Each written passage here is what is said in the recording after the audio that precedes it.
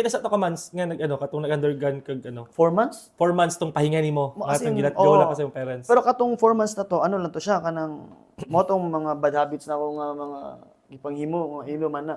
Pero 1 year jud ko nawala sa boxing. Inactive. Oo, 1 year jud ko nawala. Mo to at least nag-try kag dancing, Oo. keep try nimo basig Oo, bodybuilding nana ba, trip nimo oo. pod. Try bog banda drum, ana. Ah, sa suway, lingaw. Oo. Lingaw. Oo, kasi mo ni ano ko, habang wala ko sa boxing gusto na ko experience sa mga gusto na ko, ano, mag-explore ko ba. Ano. So after ato nag-train ko. Balik ng train kay more nano kay purpose ba, okay. Lord, mo din ako ang purpose dai. Ano. Ibalik ko pati sa akong relationship na kay Lord ang spiritual life na ako ba akong gipakusgan sad kay mo gid to ang murag wake up call na ako ba. Di mo kaya nga ikaw ra.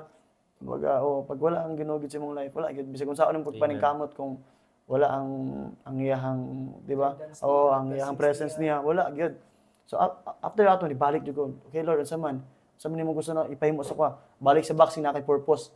Ana ang kasi madunggan yun ako ang unsa ang kinaingon niya masabtan nimo ba ana ba kabalo ka bisa pag dili man ingon nga literal nga istoryahon ka sa Ginoo pero ma-feel gyud nimo maano gyud nimo ba sa ang Holy Spirit bitaw sa imong life. Amen.